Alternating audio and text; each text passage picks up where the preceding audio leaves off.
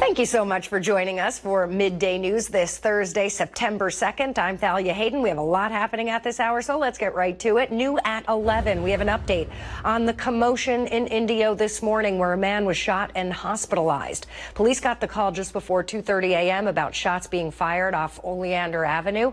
Officers arrived at the scene and found a man with a gunshot wound to his upper body. He was on the ground near a car. A CAL FIRE ambulance rushed him to the hospital where the victim is listed in serious but stable condition. Right now, investigators are looking for a suspect and a motive.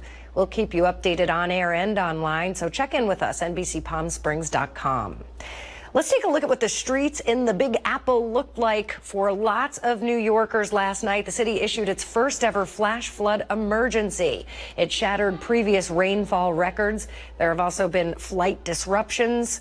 Take a look at this, too. This is from the subway platform. Unbelievable water pouring underground. Obviously, the rain disrupted subway service, essentially stranding people trying to get home. Many of them had to sleep on the subway platform overnight.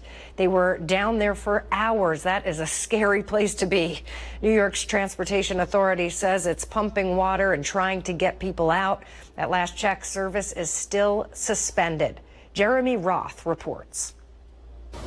The Northeast shell-shocked after bearing the brunt of the remnants of Ida. Streets submerged in New York City, in Harlem, in Queens. We are in a whole new world now. We saw a horrifying storm last night, unlike anything we have seen before. Below ground, subway stations and tunnels inundated with water, as are a number of homes.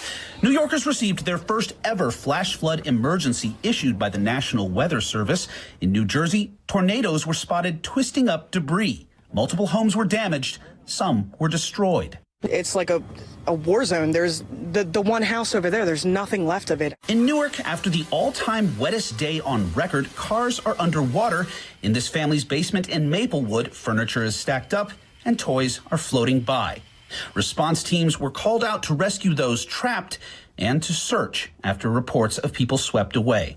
We are now retrieving bodies. As the storm moves on, the chaos remains as Ida rewrites the record books in the battered Northeast. Absolutely unprecedented storm events changed everything. Right now, we're in a very dire situation. I'm Jeremy Roth reporting. And here is another look at New Jersey, where people had to abandon their cars in the streets. Drivers simply stuck, and it was just safer to walk there, actually. Even ambulances were submerged in the water, unable to get to emergencies. Meanwhile, the mayor of Passaic warned people there not to leave their homes.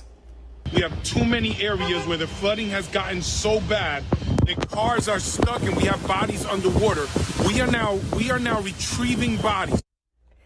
New Jersey public transit was also heavily impacted. And quickly, let's take a look in Pennsylvania before we get to Jerry. A very similar situation there. More flooding on major roadways and in neighborhoods, street signs, cars, even parts of businesses underwater there in Philadelphia. Some areas saw up to 10 inches of rain. And Jerry, I mean, for the East Coast, they're not used to this type of rainfall. So not this much. This has been crazy with this tropical system. The rain has ended over the Northeast, but there's a lot of standing water.